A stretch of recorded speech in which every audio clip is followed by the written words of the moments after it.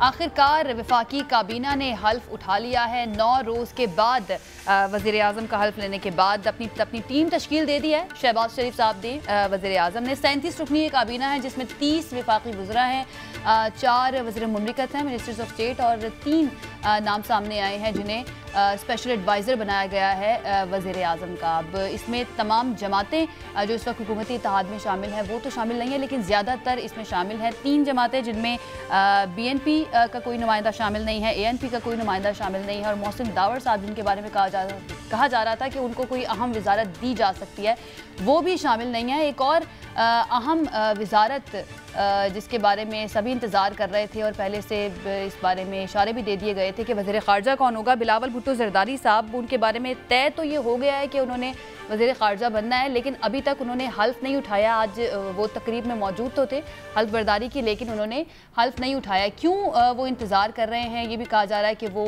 London जाएंगे और ग़ालिबन आज रात उन्होंने लंदन रवाना होना है। वहाँ पर जाकर वो मियाँ नवाज़ शरीफ साहब से मुलाकात करेंगे, कुछ बातें तय होंगी, वहाँ से वापस आएंगे, उसके बाद वो हल्फ उठाएंगे। अभी क्या बातें बाकी हैं जो अभी तय होना रहती हैं, इसके बारे में आज हम जानने की कोशिश करेंगे। टीम तश्कील हो गई है इस नई हुकूमत की, अब इनके नए चैलेंजेस क्या होंगे इसके ऊपर आज हम बात करेंगे। दूसरी तरफ 21 अप्रैल का जलसा पाकिस्तान तहरीक इंसाफ का, उसके लिए तैयारियां ज़ोरों शोर से जारी हैं। वज़ीर आज़म इमरान खान सोशल मीडिया पर भी एक्टिव तो हैं, लेकिन मज़ीद उन्होंने एक्टिव होने का फ़ैसला किया और वो सोशल मीडिया पर भी आवाम से खिताब करेंगे, जितने भी लोग सोशल मीडिया इस वक्त इस्तेमाल कर रहे हैं। और उन्होंने ऐलान किया है कि पाकिस्तान की तारीख का सबसे बड़ा जलसा वो करने जा रहे हैं मीनार पाकिस्तान पर 21 अप्रैल को, यानी जुमेरात को। एक और अहम डेवलपमेंट जो हुई है कि इलेक्शन कमीशन ने बर वक्त हल्का बंदियां नहीं की, इसको लेकर सुप्रीम कोर्ट में चैलेंज कर दिया गया है। सुप्रीम कोर्ट में लेके गए हैं इलेक्शन कमीशन के इस मामले को कि उन्होंने नाअहली दिखाई है, बर वक्त हल्का बंदियां नहीं की। पाकिस्तान तहरीक इंसाफ, जिसका इमरान खान साहब ने पहले ही इंडिया दे दिया था कि वो ऐसा करने जा रहे हैं। इसके बाद इलेक्शन कमीशन की भी कुछ बयान सामने आए हैं कि वो जल्द से जल्द हल्का बंदियों का अमल मुकम्मल करना चाहते हैं, और अगस्त तक में उन्होंने कहा था कि वो तैयार होंगे इलेक्शन करवाने के लिए। आगाज़ करते हैं अपने प्रोग्राम का। अपने जो गेस्ट हैं उनका मैं तारुफ करवा देती हूँ। मली साहब रहनुमा तहरीक इंसाफ हमारे साथ आज मौजूद हैं। जुल्फ़िकार अली बदर साहब रहनुमा पीपल्स पार्टी और तर्जुमान हैं बिलावल भुट्टो ज़रदारी साहब के, ये हमारे साथ स्टूडियोज़ में मौजूद हैं। और अहमद जवाद साहब रहनुमा मुस्लिम लीग नून हमारे साथ मौजूद है। बहुत शुक्रिया हमारे मेहमानों का हमें ज्वाइन करने के लिए।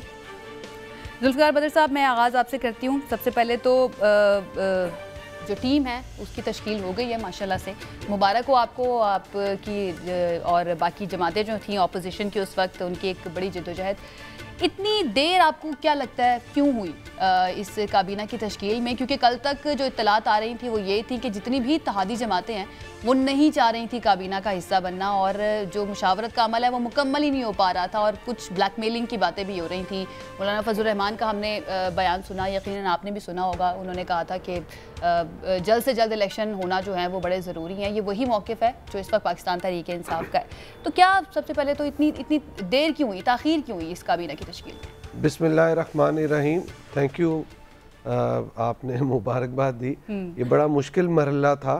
देखें, पाकिस्तान की अवाम बड़े तंग थे और खान साहब को घर भेजना ज़रूरी था, घर भेज दिया है।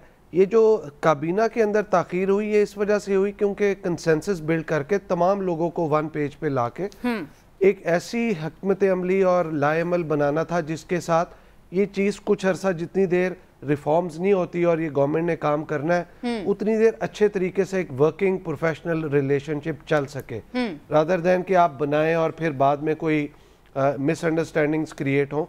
तो उसको, वो सारी चीज़ को अवॉइड करने के लिए तमाम पार्टीज़ ने बैठ के ये अच्छे तरीके से हिकमत अमली बनाई, आपस में अंडरस्टैंडिंग क्रिएट की और फिर ये काबीना तश्कील दी गई। इसमें थोड़ा सा टाइम तो लगा, लेकिन ये होमवर्क करना ज़रूरी था। सही, ठीक है। लेकिन बिलावल भुट्टो ज़रदारी साहब जो हैं उन्होंने अभी तक हल्फ नहीं उठाया, लेकिन ये तय हो गया कि वो वज़ीर ख़ारजा बनेंगे। जी बिल्कुल। बाकी क्या रह गया? अब कौन सी मुशावरत, कोई बड़ी मुशावरत होनी बाकी रह गई है? कंसेंसस नहीं हुआ? देखिए, जब आप इतनी ज्यादा अलाइज को साथ लेके चल रहे होते हैं ना, तो आपने सबको साथ लेके चलना है। सबकी रिजर्वेशंस भी होती हैं, डिमांड्स भी होती हैं, डिजायर्स भी होती हैं, और आप तमाम लोगों को फिर सुनते हैं। पीपल्स पार्टी की क्या डिजायर्स थी इस काबीना को लेकर, इस नई हुकूमत को लेकर? देखिए, पीपल्स पार्टी तो बड़ी फ्लेक्सिबल थी, वो तो शुरू में ये चाहती थी, और बिलावल साहब का भी यही मौक़िफ़ था, आसिफ जरदारी साहब का, कि अगर हम काबीना का हिस्सा ना भी बने तो कोई ऐसी बात नहीं है। हमने इस मुल्क को प्रॉब्लम से निकालना है, मईशत से निकालना है, अवाम जो एक महंगाई से तंग है, इसको महंगाई को कंट्रोल करना है ताकि हम आगे चल सकें।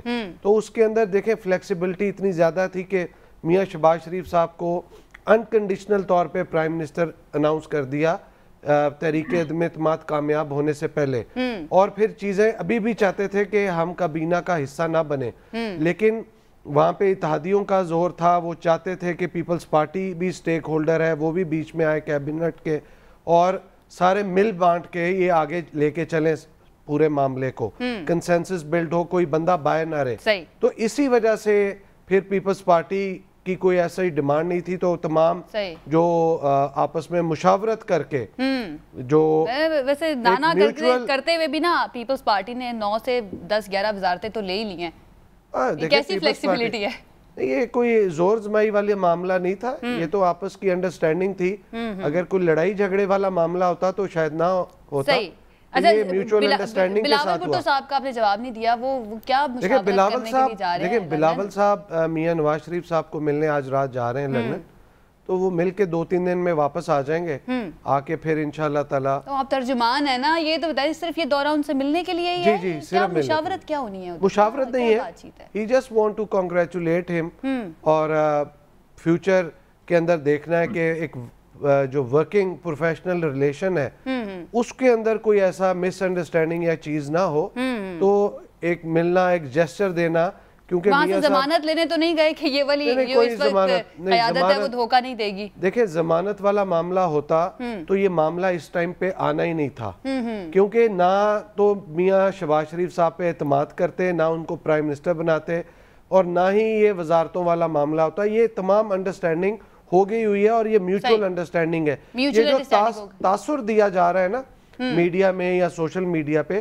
कि कोई तमाम गवर्नमेंट अलाइंस के बीच में कोई ENP नहीं आई या BNP नहीं आई या दावड़ साहब नहीं आए, कोई ऐसी बात नहीं है। सारे ऑन बोर्ड है, सारे वन पेज पे हैं, और आपस में किसी का कोई प्रॉब्लम नहीं है। सही है, एतमाद यानी कि इस वक्त पीक पर है तमाम एतमाद है, तो ये मामला चल रहा है, एतमाद के बगैर ये चल ही नहीं सकता। ठीक है अहमद जवाद साहब, सर सबसे पहले तो आप वो शख्सियत है जिन्होंने इससे पिछली हुकूमत की काबीना को भी बड़े करीब से देखा, और ये नई हुकूमत ने जो अब काबीना तश्कील दी है उसको भी डेफिनेटली आप देख ही रहे हैं। क्या आप डिफरेंस महसूस करते हैं, और इस टीम की तश्कील के बारे में आपकी क्या राय है? फ़र्क क्या देखते हैं आप? देखें आयशा, देखें सबसे बड़ा फ़र्क मैं आपको बताऊं जिसका ताल्लुक मुश्किलात के साथ भी है, जो कि सवालात की शक्ल में हम लोग डिस्कस भी कर रहे हैं, टॉक शोज में भी वो डिस्कशन होती है, मीडिया में भी। मैं उस फ़र्क को सबसे पहले आपको मैं बताऊं कि देखें जब भी कोई हुकूमत इलेक्शंस जीत के आती है तो वो एक नुगरां हुकूमत से टेक ओवर करती है, और उसमें उसे किसी किस्म की मुश्किलात नहीं होती। वो एक बड़ा स्मूथ प्रोसेस होता है। आपने इलेक्शन जीता, नुगरां हुकूमत है, उसको पता है कि हमारे पास 1.5 महीना है और उसके बाद हमने हुकूमत हैंड ओवर करनी है और वो घर चले जाएंगे। उसके बाद सदर, गवर्नर, स्पीकर, डिप्टी स्पीकर, वुज़रा, उन सबको वो नॉमिनेट करना एक बड़ा आसान होता है। लेकिन पाकिस्तान की तारीख में आपको भी ये पता है कि कभी कोई तहरीक-ए-एतमाद आज तक कामयाब नहीं हुई, और ये नियाज़ी साहब को ये मैं समझता हूँ तमगा मिलता है कि वो पाकिस्तान के पहले प्राइम मिनिस्टर बने कि जिनके खिलाफ तहरीक-ए-एतमाद कामयाब हुई। अब इस चीज को वो ना खुद एक्सेप्ट करना चाह रहे हैं और ना उनका जो एक ग्रो है वो इस चीज को एक्सेप्ट करना चाह रहा है, जिसकी वजह से सबसे बड़ी जो मैं समझता हूँ कि फर्क और मुश्किलात जो कि इस हुकूमत को पेश आ रही हैं, चाहे उन्होंने कोई गवर्नर लगाना है, चाहे उन्होंने सदर से हल्फबर्दारी करवानी है या गवर्नर से हल्फबर्दारी करानी है, या उन्होंने पार्लियामेंट के अंदर या पंजाब असम्बली के अंदर उन्होंने जो उस चेंज के प्रोसेस को जो कि तहरीक-ए-एतमाद के नतीजे में होता है उसको गुजारना है, तो उनको तमाम रुकावटें और गैर आईनी तरीके से, और उसका नतीजा क्या निकल रहा है कि इस सूरत हाल में एक तो ये है कि किसी ने भी आज तक इस सूरत हाल से नहीं गुजरा। अब उसका जब गैर आईनी तरीके से आप ब्लॉक करते हैं, चाहे गवर्नर वहां पे डट के खड़ा हो जाता है, कहता है मैंने करनी नहीं है हल्फबर्दारी, तो ये एक ऐसी सिचुएशन है कि जिसमें ऐसी हुकूमत के लिए मुश्किलात होती हैं, और उसका सोल्यूशन जो है उनके पास इसके सिवा कोई नहीं होता कि उन्होंने सुप्रीम कोर्ट के पास जाना है या हाई कोर्ट के पास जाना है और उनको जाके बताना है कि ये हमारे नंबर पूरे हो गए हैं, ये हमें या हमें वोटिंग नहीं कराने दे रहे, या हमारी वोटिंग हो गई है तो हमें वजीर आला नहीं नामजद करने दे रहे। लेकिन ना ये वो सूरत हाल है जिसका सामना हम कर रहे हैं। इसी सूरत हाल के दौरान ये भी हमें नहीं भूलना चाहिए कि जैसे कहते हैं ना कि मीटर ऑन होना, तो जब जिस दिन आपका प्राइम मिनिस्टर बन जाता है तो इस हुकूमत का तो स्टार्ट हो गया, लेकिन वो अब एक ऐसी हुकूमत है जिसने इत्तेहादियों के साथ मिलके मशावरत के साथ, अब उसमें ज़ाहिर है कि ये वो वाले इत्तेहादी हैं कि जिन्होंने पहले एक एहतजाजी तहरीक चलाई थी, चाहे वो पीडीएम के फोरम के नीचे थी या लेटर ऑन पीडीएम और पीपल्स पार्टी और दूसरी एएनपी और बलोचिस्तान की पार्टीज ने मिलके वो की। यानी ये तरीके इत्मीनात की कामयाबी का सेहरा फिर सारी पार्टियों को जाता है। इसलिए आपको प्राइम मिनिस्टर तो आप बन गए पीएमएलएन का जो है अक्सरियत की बना पे, लेकिन अब उसने अपनी कैबिनेट बनानी है, तो ये सक्सेस जो है उसको मुशावरत के साथ शेयर भी करना है, उनकी भी बात सुननी है, अपनी भी सुनानी है। और इसी वजह से तकरीबन हफ्ता 10 दिन तो लग गए सिर्फ कैबिनेट अनाउंस होने में।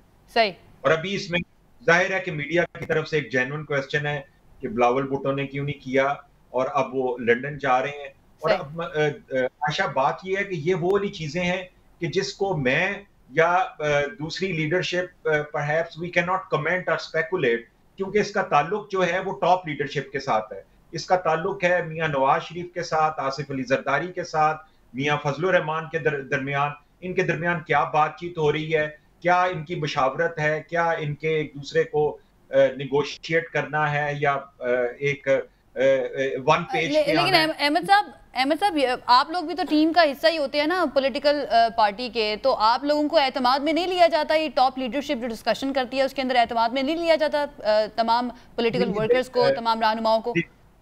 जी जी, देखें आयशा, जो एक पॉलिटिकल पार्टी है जब वो अपनी गवर्नमेंट बनाती है, जाहिर है अपनी पॉलिसीज के हवाले से कि उसकी मईशत पे क्या पॉलिसी होगी, उसकी गवर्नेंस के हवाले से क्या होगी, इलेक्शन रिफॉर्म्स के हवाले से होगी। Obviously you are absolutely right कि उस हुकूमत का फर्ज बनता है सिर्फ ये नहीं कि लीडरशिप की हद तक, बल्कि जिन लोगों ने उनको वोट दिया है या जिन्होंने वोट देना है उनको कॉन्फिडेंस मिले।